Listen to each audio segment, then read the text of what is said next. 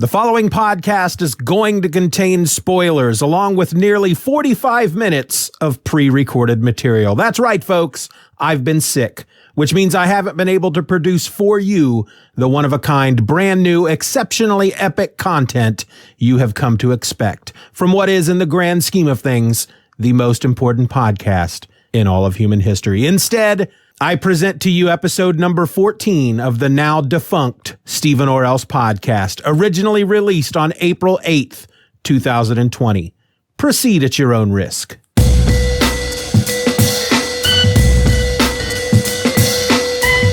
Meanwhile, on a completely different podcast...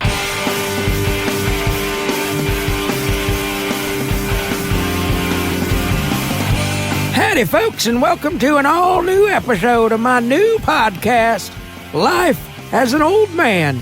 Well, actually, I don't know if that's going to be the name or not. I should probably figure that out before I get it up there and post it. This is just kind of a tease, just something I'm putting together to get y'all to listen to. I'm putting it here on this other podcast to give you a chance to listen to what it is I'm doing.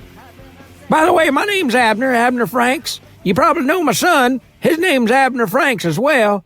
Maybe you don't know him. I don't know who you are.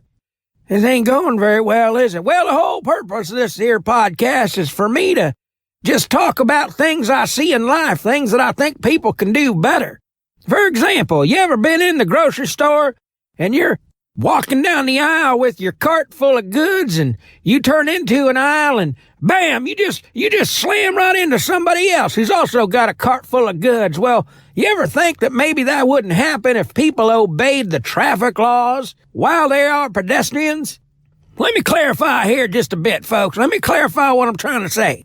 So what if you always walked on the right side of the aisle? What if you came to a full and complete stop every time you came to an intersection? What if them carts had turn signals on them? Don't you think that would make things a little better? What if, when you were turning left into an aisle, you stayed in that right lane? You just didn't swerve into the left lane like some kind of idiot. That'd get you killed out there on the road. Why can't you do that in the grocery store? That's all I'm saying. In fact, why don't we take it a step further? You get some folks in them grocery stores. They don't work for the grocery store. This is a government-mandated policy. They go around them grocery stores and they give out tickets. Tickets to anybody who is violating traffic laws within the grocery store, or the Walmarts, or the Kmarts, or the CVS, or Walgreens, or Costco, wherever. We're just talking about any kind of retail outlet in which people go and they're walking around. Now, you can do this in your office building, too, frankly, as far as I'm concerned. You know, if you want to institute this policy in your office building, you go right on ahead. But I'm advocating this. Get it in the Constitution. You know what I'm saying? Get an amendment in the Constitution to make people obey traffic laws when they's pedestrians. That way we ain't running into each other.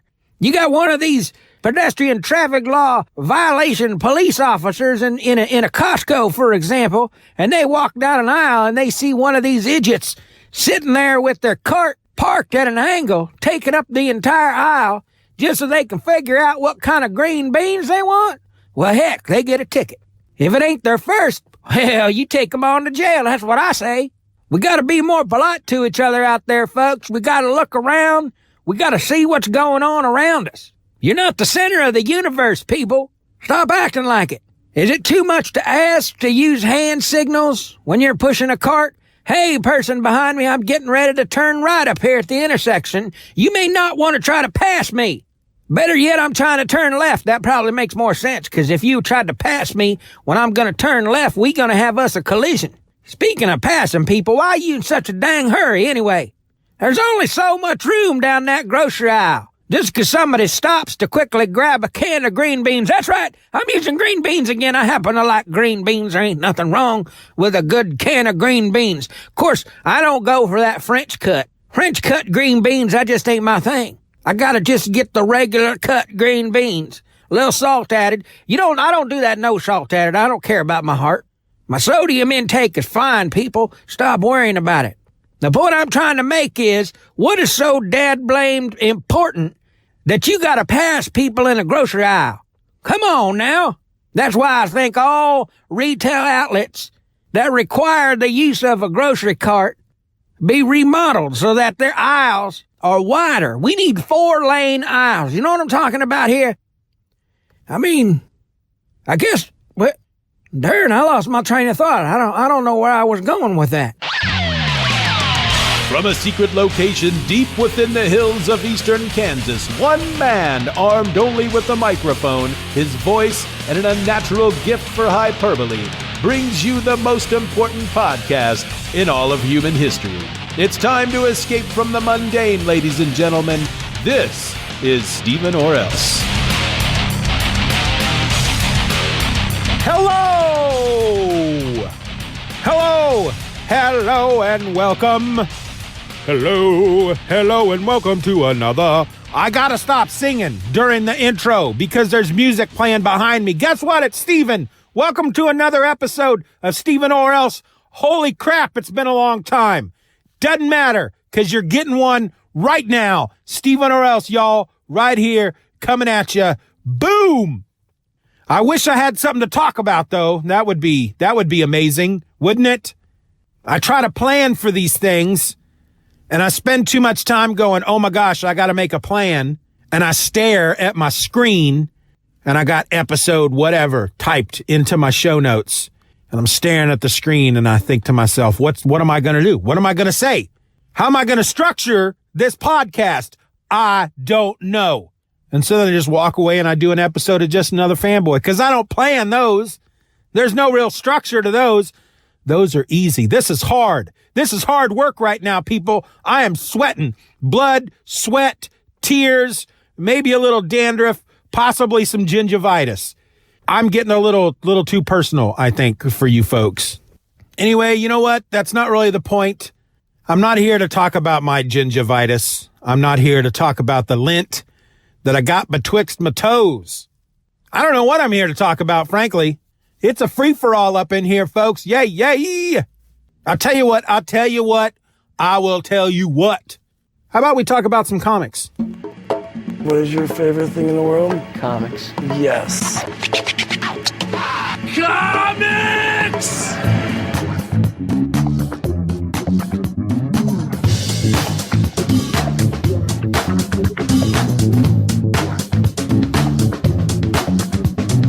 No, wait, tell me about comics.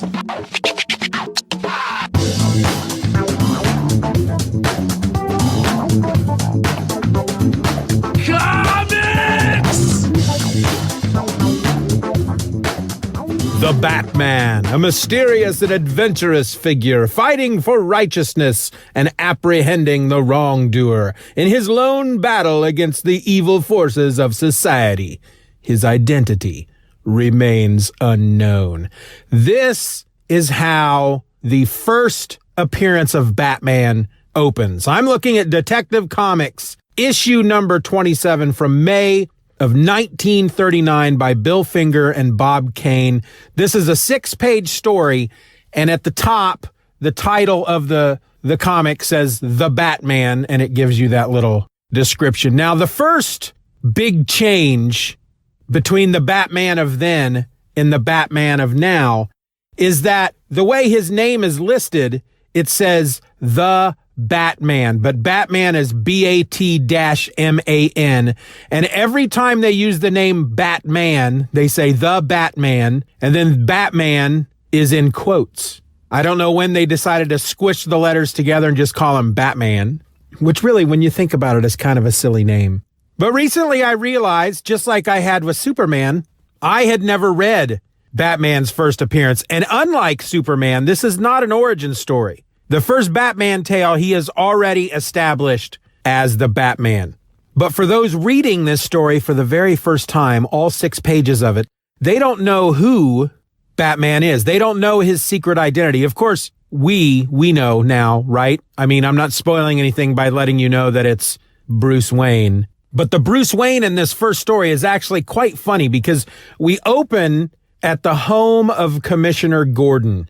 And the book says, the home of Commissioner Gordon, who at the moment is entertaining his young socialite friend, Bruce Wayne. So they're friends. It's kind of a weird friendship, I think, just right off the bat. They're in Gordon's home Gordon is sitting at his desk. Batman is sitting at sorry everybody. Bruce Wayne is sitting on the other side of the desk, and he's smoking a pipe, and he just seems bored. He just seems bored with life. Gordon gets a phone call and finds out that Lambert, the Chemical King, has been stabbed to death, and his son's fingerprints are all over the knife. So, of course, Gordon has to go check it out. He has to oversee the crime scene, but he invites his young friend, Bruce Wayne, to tag along, and Bruce Wayne says, "Oh, well, nothing else to do. Might as well." Because he's just bored. He's bored with life. Now, when they arrive at Lambert's mansion, Bruce Wayne, he is just at Gordon's side the entire time. Gordon is walking the crime scene. He's talking to the cops. They're filling him in on what's going on. They point out Lambert's son, who is a grown man. He goes to talk to Lambert's son. The whole time, Bruce is just right there, right next to him. He might as well be riding Gordon's back because he's not just standing next to him. It's like he's at his right shoulder at all times. He's like he's like a hanger on, but he's just bored, smoking his pipe. Well, young Lambert tells the story that he had come home. He was walking by the library and he heard a groaning from within, and he goes in and he finds his dad on the ground. He's been stabbed. He's groaning. He notices that his dad's safe is open, and he falls to the ground and he picks his dad up, and "Father, no!" And his dad says, contract, oh! And then he dies. So, asking the normal questions, of course, Gordon asks him if his father had any enemies. He believes that young Lambert did not kill his father, but did he have any enemies? And he tells him that he had 3 former business partners, Steve Crane, Paul Rogers, and Alfred Stryker. Well, at that very moment, one of the police officers is on the phone and he says, "Commissioner Gordon, I have Steve Crane on the phone. He's called to speak with old Lambert." But when I told him that old Lambert, because they call him old Lambert versus young Lambert, but when I told him old Lambert was murdered, he got very excited and he asked to speak with you. So Gordon gets on the phone with Steve Crane, and Crane tells him that yesterday Lambert had told him that he had received an anonymous threat upon his life. And now the same thing has happened to him, Steve Crane. So Gordon tells him, "Hang on, Steve Crane, we're on the way." But Bruce decides at this point not to go with them over to Crane's house. And in fact, as he's standing there, tapping out his pipe on his palm, tapping pipe ash all over Lambert's carpets, and, probably the crime scene too, I might add, he says, "Ho-hum, I'll leave you to finish your work. I'm going home." Because he's a bored socialite. Well, we go straight from that panel to the next panel where we see Crane sitting in a chair and there's a man standing there pointing a gun at him. He shoots Crane, kills him, opens up the safe, steals a paper, and leaps out the window. All this happens in 2 panels. He climbs up to the roof of the mansion where he meets up with a partner. Then they're both like, "Ha, we did it. We've got the paper." But then suddenly the Batman is there. And they turn around and they say, "The Batman!"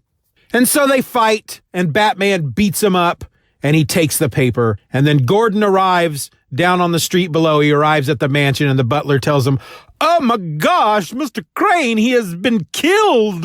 And then we go straight back to Batman, or the Batman, and he's in his very ordinary-looking car, and he's reading the paper that he had taken from the murderer who had taken it from Crane's safe, and he's reading it, and he smiles. Then we see one of the other partners, Rogers. He goes to visit the 4th partner, the only 2 partners that are left alive. He goes to visit Stryker, but instead of seeing Stryker at Stryker's house, Stryker. That was from Airplane. I don't know if you're aware of that. But instead of Stryker answering the door, his man Jennings is there. And Jennings invites him inside, whacks Rogers over the head, carries him down to the basement lab, ties him up, and places him under this big open glass cylinder. like a dome, like a big glass dome. And he tells him, ha, this is the gas chamber. As soon as this glass lid lowers over you, the gas will stream out of the jet thing at the top and you will die. And he pushes some levers and whatnot, and he says, I'm going downstairs, because apparently there's a sub-basement. I'm going downstairs to turn on the gas. And so the glass dome thing starts to lower, and then suddenly Batman is there, and with the speed of a prowling cat, prowling cats aren't really all that fast. With the speed of a pouncing cheetah, he grabs a wrench off of the table and leaps under the glass dome with Rogers. And as the dome encloses them, it meets the ground and covers them. He takes a handkerchief, not a bat handkerchief. They don't call it a bat handkerchief, but he takes a handkerchief and he shoves it up into the tubing, the jet thing where the gas is going to come out. And then he smashes the glass dome with his wrench, freeing Rogers. And that's when Jennings comes in and he's like, why you? And they fight. Batman takes Jennings out. And at that point, Stryker comes in. Now, Batman is kind of on the floor behind some equipment, subduing Jennings, so Stryker doesn't see him. And he comes in and he says, oh, so Jennings didn't take you out, huh? Well, then I'll have to finish you. He pulls out a knife. I'll finish you and then throw your body in the acid tank below. Really dark, Stryker. That's really dark. But of course, Batman leaps out from behind the equipment and they fight. And Batman subdues him. He's like holding Stryker there by his collar. He's just holding him. And Rogers he's befuddled. What? I don't understand. Why would he do this? The Batman? And so Batman spells it all out for him. Rogers, Lambert, Crane, and Stryker were once partners in the Apex Chemical Corporation. Stryker wanted all of it. He didn't want to share the wealth. He wanted the whole thing, but he didn't have the cash to buy it all up from the other three. So he made these secret contracts to pay them installments every year until he owned everything. But he didn't want to wait that long, so he hired someone to kill the three of them, steal the contracts, which, as I said, Batman points out they are secret. That is important because nobody else knew of these contracts. So if he steals them and burns them, then no one will know that he was trying to wrest control of this corporation away from them. And it's at that point that Stryker breaks free and he pulls a gun and he shoots Batman, but he misses because Batman socks him in the jaw. And that's when Stryker, reeling from the mighty blow, falls into the tank of acid. Batman's response, a fitting end for his kind. That's right, folks. If you're not aware of it, Batman did not care if the people that he went after died. He may have even used a gun at one point. I don't know. I haven't gotten much further than issue number 27. But to wrap the story up, we go back to Commissioner Gordon, back to his home. He's sitting at his desk with Bruce Wayne, and he's telling Bruce Wayne the harrowing adventure with the Batman. And Bruce Wayne is like, I'm going to go home. Yawn. And he leaves, and Commissioner Gordon is thinking to himself, that boy just doesn't seem to care about anything. He's so rich, he's just bored with life. And then Batman goes into his home and then comes right. See, I said that wrong because if you didn't know, I'm kind of spoiling the ending. Bruce Wayne, who is hanging out with Commissioner Gordon and went, yawn, I'm going to go home. I'm so bored. I'm so rich. Bruce Wayne goes home. You see him go he opens up his front door, he walks into his home, and then the front door opens back up, and out he comes again, dressed as the Batman, and the whole readership at the time went, what? Bored socialite Bruce Wayne is Batman? It cannot be! But it did be. It did be. This week's news and information you could have easily gotten for yourself with just a little effort is brought to you by the Tom Bosworth Pedestrian Traffic Institute of America. When Tom Bosworth set the world record for speed walking on July 8, 2017, little did he know that this amazing feat of briskness would inspire Joan Milton from Paramus, New Jersey, to create the very first Pedestrian Traffic Institute. Do you find it difficult to make your way around your local grocery store? Do you stop at the intersections of aisles and find you aren't quite certain what to do? Who has the right-of-way? Sign up now for one 7-year course at the Tom Bosworth Pedestrian Traffic Institute of America, and you'll be on the only path available to provide you with the guidance you'll need to navigate America's cluttered retail superhighways. With over 6 million campuses across the country, you'll have no trouble finding a classroom and getting the training you'll need. Apply today and receive a free set of walking shoes in your choice of white, black, or sporty red. So what are you waiting for? The Tom Bosworth Pedestrian Traffic Institute of America. Walk with confidence again. Today's headlines come from apnews.com. Headline number 1, family gets 55,000 duplicate letters from loan company. An Ohio man is pondering what to do with the 55,000 duplicate statements addressed to his home by a student loan company. Dan Kane said he was suspicious when a postal worker in Twinsburg, Ohio, told him recently that his mail wouldn't fit through the front door of the office. When Kane drove his truck around to the back of the building, he found a postal worker wheeling out 2 large bins full of letters. WOIO-TV reported.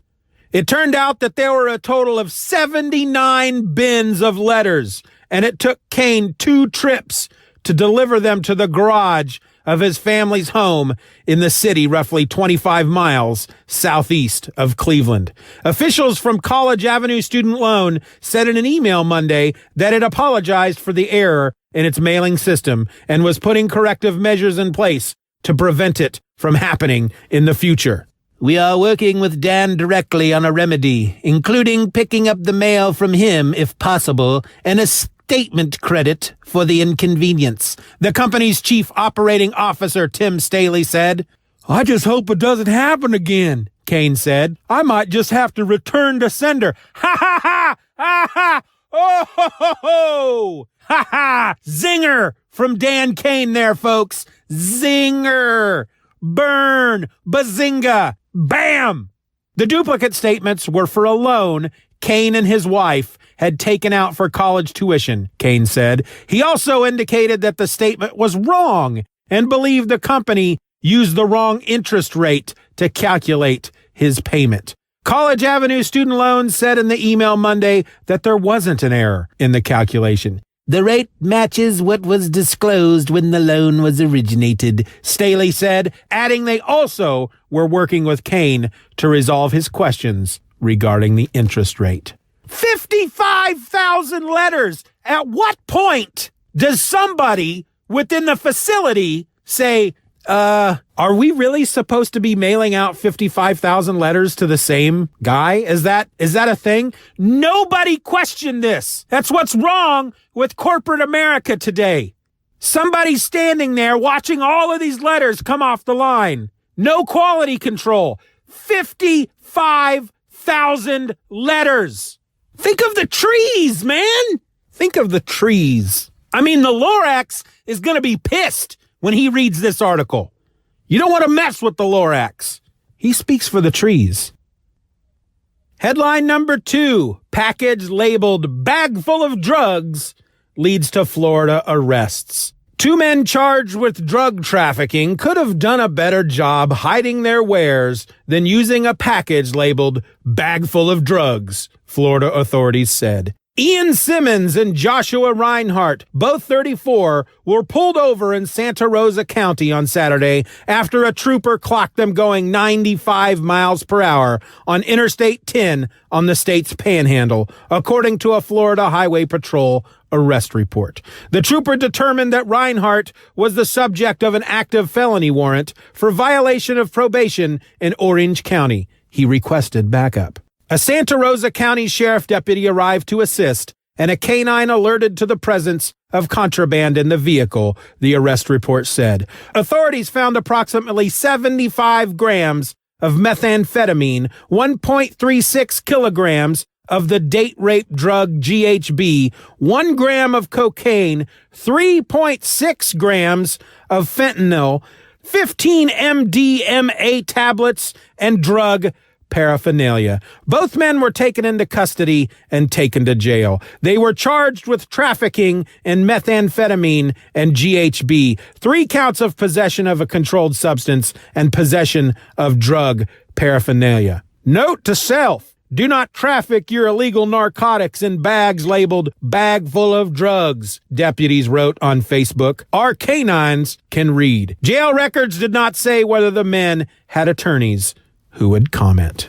So did they have other bags in the car? Similar bags to the bags that had the drugs? Maybe one bag had their lunch. Another bag had office supplies. Maybe a third bag had their grandmother's prescription medicine in it, or something they were donating to the local nursing home, and they didn't want to get the bags mixed up. And so rather than labeling the other bags, they said the important one is the bag full of drugs. So let's label that one.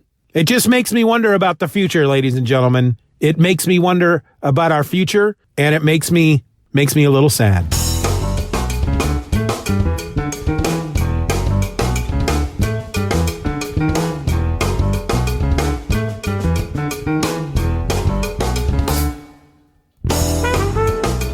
I learn something new every day. For example, did you know that people are colder today than they were in the 19th century? It's true. According to Ripley's Believe It or Not, way back in 1851, a German scientist by the name of Karl Reinhold August Wunderlich developed the standard for our internal body temperature of 98.6 degrees Fahrenheit, or 37 degrees Celsius. The good doctor collected millions of temperature samples from 2,500 patients in the city of Leipzig. Didn't matter if they were sick or not, he took their temperatures and then wrote the book on temperature variation related to illness. Wunderlich noted temperature variations based on gender, age, height, and weight. His research was so spot on that 98.6 degrees Fahrenheit became the textbook standard for ideal body temperature for generations, and it is still used today. Because of his work, doctors began using body temperature as the thing to look for and to identify the presence of infection. I mean, you go to a doctor today, and what's the first thing they do? They stick you in a room, and then the nurse comes in, and she takes your blood pressure, and she takes your temperature. But regardless of all that, doctors today know that one's body temperature can change. It actually fluctuates by as much as a half a degree throughout the day. Older people tend to stay colder than younger people. Menstruating women are typically warmer than men, and most folks rise a bit after eating or exercise. Lord knows this guy gets a little warm under the collar after having a Big Mac. I can tell you that. When all's said and done, however, we tend to hover around a standard body temperature. But guess what? According to this Ripley's Believe It or Not article, our body temperatures have been dropping by approximately 0.05 degrees Fahrenheit every 10 years since the early 1800s. The result? Women born in the 2000s are on average 0.58 degrees Fahrenheit cooler than females born in the 1890s. For men, those born in the 2000s measure 1.06 degrees Fahrenheit cooler than males born in the early 1800s. Does this mean that we're going to get a change to what doctors consider our standard body temperature? Maybe. Some scientists from Stanford are calling for a change. But what's causing the cool down? What's happening? Is it global warming? No, actually it's not. The article says that scientists theorizes that this change in body temperature has to do with decreased rates of inflammation due to antibiotics, anti-inflammatory drugs, and all over better health. All them folks in the 19th century, well, they had to deal with malaria and tuberculosis, dental disease, chronic wounds, and everybody's favorite, bouts of dysentery. It's no wonder they ran a little hotter. The article goes on further to say that scientists also theorize that our comfortable modern lifestyles may play a role in these changes. Americans live in temperature-controlled environments hovering around a constant 70 degrees Fahrenheit year-round. Basically, what they're saying there is our bodies don't have to work that hard to maintain that body temperature because we're kind of doing it for them. But does that mean that people in other parts of the world, the areas in the world that don't have access to a lot of antibiotics, thermostats, and dental care, are they running warmer? A 2008 study from Pakistan supports this conclusion, with subjects averaging Wunderlich's original figure of 98.6 degrees Fahrenheit.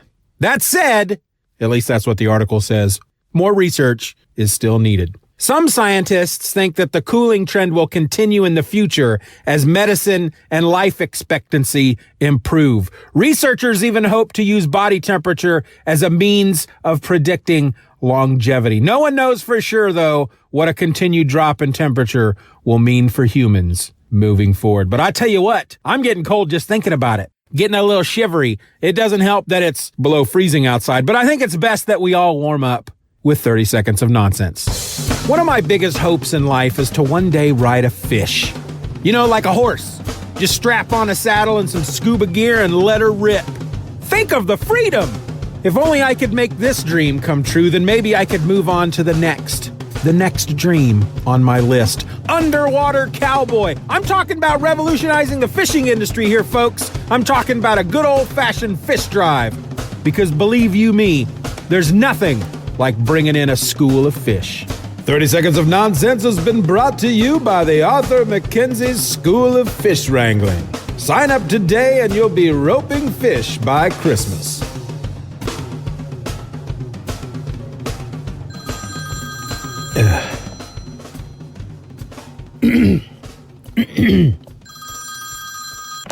Solutions Incorporated, this is Charles. How may I help you? Well, honestly, I ain't sure I got the right place. For which product are you inquiring? Ham patties. Well, then you have the right place. How may I help you? Are you sure? 'Cause I thought I was calling the Yummy Tum Foods hotline. I ain't never heard of this Solutions and whatever it is you call it. Solutions Incorporated, sir. We're a call center that contracts out to many of the products and services you use every day. How can I help you? Oh, I see. Okay, well, here's the thing. I bought a case of your ham patties 7 years ago. Them canned ones. And well, I'm down to my last can, and it says here that it's expired. Okay. Well, yeah, I wanted to have some ham patties tonight, for dinner.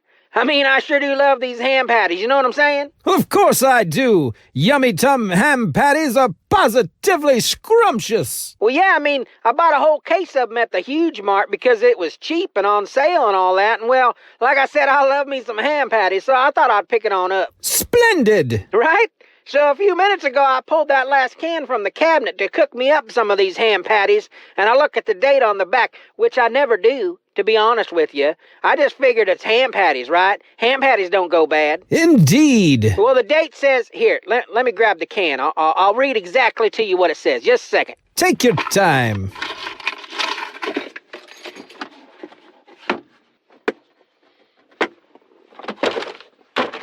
Okay, I found it. Splendid. Yeah, so the date here on top of the can, it says, used before April 27th, right? Okay. Well, that's April 27th of this year, right? Well, that's one possibility. Well, it says here, April 27, 2019. But that was last year, wasn't it? That's correct. Well, I guess what I'm asking here is in regards to the date there that's printed there on top of that can. Is there like a hard and fast rule on that date? Does the date mean that the ham patties have gone bad starting the day after that date? Or is there like some wiggle room there? That date is meant to inform the consumer that it's best to prepare, serve, and consume those ham patties before the date to ensure maximum taste. Right, I understand that, but if I was to eat it, like after the date, would I become like sick or anything? It is possible. Depending on how long the time frame is following the date, it is entirely feasible that you could become sick, which is why we would never recommend that you consume any of our products after the date that has been printed on the package. Okay, cool. Yeah, I guess that makes sense. All right, thanks. No, thank you. Is there anything else I can do for you today? No, I don't think so. Well, in that case, thank you for your call and have a good day. Okay, you too. Yes, sir. Is there something else I can help you with? Well... Sir? I ate the ham patties. I see. Well, I'm sure you'll be okay. Well, I've thrown up 4 times already. Ah, well, in that case, sir, I would suggest you seek medical help as soon as possible. Really? You think that's necessary? Yes, sir. I believe under the circumstances that it would be in your best interest to hang up the phone and continue at once to the emergency room of your local hospital, or possibly even a walk-in urgent care facility. Yeah, that's a good idea, I guess, but here's the thing. I'm new to town, and I ain't really sure where the hospital is or if we even have one. Well, that's no problem. In light of this new information, I would recommend you hang up and dial 911 with all due haste. Oh, okay, yeah, I could do that, I suppose. What was your name again? Well, my name is Charles Bland, but you can call me Chuck. Okay, great. Thanks, Chuck. Not a problem, sir. Thank you. I think I'll have the chicken for lunch today.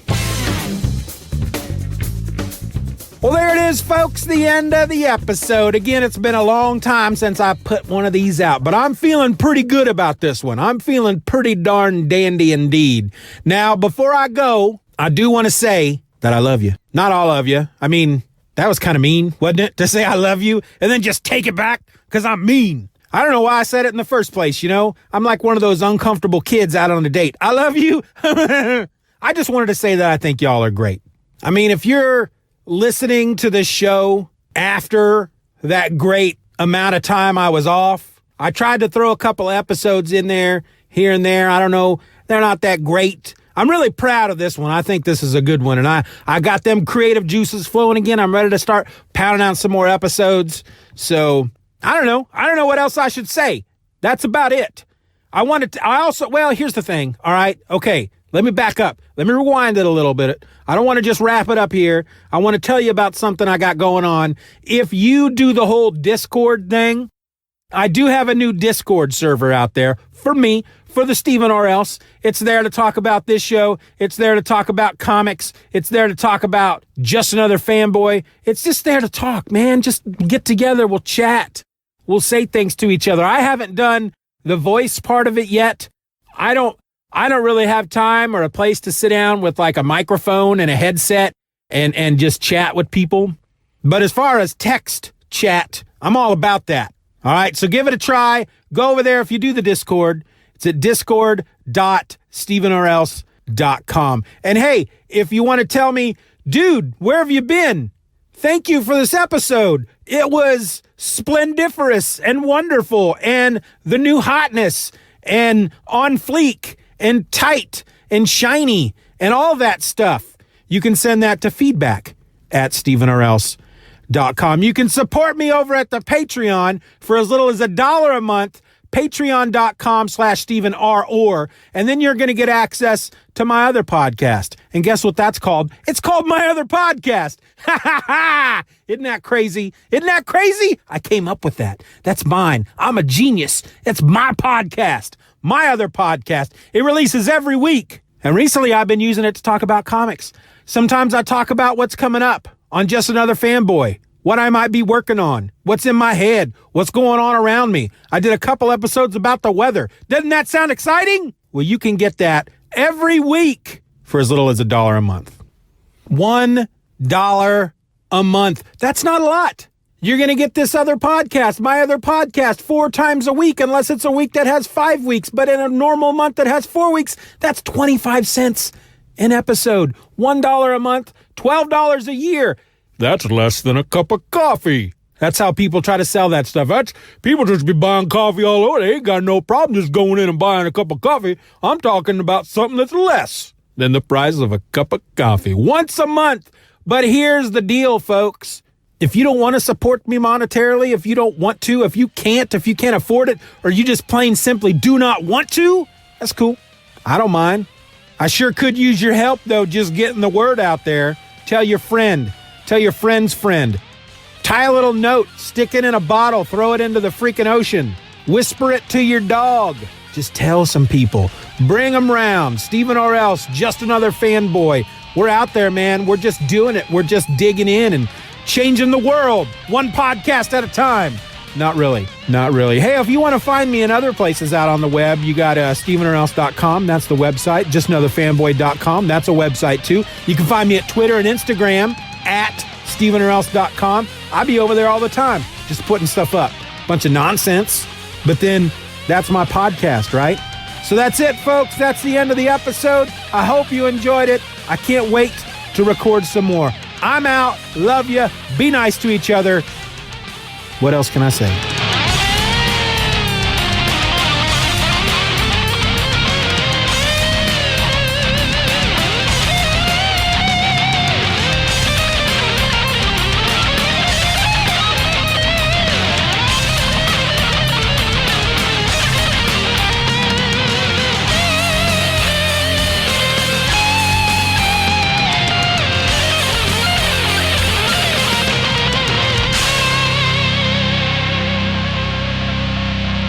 Bye-bye, Daddy. Bye-bye, Daddy. Good job. I guess what I'm trying to say, folks, is we all need to be better about things in life. Wake up, smell the coffee or the tea. I don't know what you drink in the morning. Some people wake up and they drink energy drinks. I don't get that myself. Seems like a heart attack in a can, if you ask me. You just always got to be looking. Use your peripherals, folks. There's people behind you. There's people next to you. I remember what I was talking about now, dagnabbit. Grocery aisles, they need to be wider. We need a browsing lane. First of all, on each side of the aisle. This is the lane where you can stop and you can look at the stuff on the aisle, on the shelving. Let's use green beans as an example again. Let's say all you find is French cut green beans. Well, you don't like them French cut green beans. They just a little too fancy for your taste. You're looking for just regular cut green beans. So you stop there and you pause and you're looking up and down the aisle. You're looking at the shelves. You're reading labels. All you can find is green beans that are cut the way you like, but they're no salt added. Well, what's the fun in that? Next to that browsing lane is the go-through lane. I'm sure there's a better name for it, but basically it's you can just go by. You don't have to worry about trying to pass them, hitting somebody coming the other direction, because you're going to have 2 lanes going either way. The go-through lane. That's what you need, 4 lanes. 2 browsing lanes, 2 go-through lanes, or passing lanes. That's what you can call them. You can call them passing lanes, I suppose. That makes a little bit more sense than go-through. You know, sometimes I go to the grocery store and I'm going down the main aisle and I just need to get onto the other side of the aisle, and I use one of these cross aisles, and I don't want to have to worry about people stopping to look for chili. I just want to get through. I just want to get through to the other side. Well, if we had one of these passing lanes, you can do that. You can get from one side of the grocery store to the other. Don't have to wait while people look for pig's feet. Spray on butter. What's that all about anyway? Spray on butter. That seems kind of weird, don't you think? Butter's something you pull out of a tub with a knife and you spread it on. Why are you spraying butter on things? What's wrong with these people these days? Just listen to what I'm telling you, folks. Listen to my podcast. Follow my rules. You'll get okay. You'll get on with life like somebody who gets on in life, because, you know, doing stuff the right way. Now, I can't tell you where to find this podcast, because like I said, I ain't even come up with a name for it yet. So I don't know where it's going to be. Frankly, I don't even know if this is going to go out to anybody. I said I was going to put it on somebody else's podcast, but I'll be honest with you, I don't know anybody. That's it. That's all I got to say. I guess I don't know. I don't know how to close one of these things out. Maybe I should just stop talking. Maybe that's what I should do. Just stop talking, and then maybe some music will come in, and maybe something else will happen. I don't know. Haven't really thought about it too much. You know what? Here's another thing you should do when you're planning. You should plan. Planning is an important thing. Plan on stuff. Otherwise, at some point, you're just going to find yourself sitting in a car, babbling away like some kind of idiot. No point at all. You got nothing to say, folks.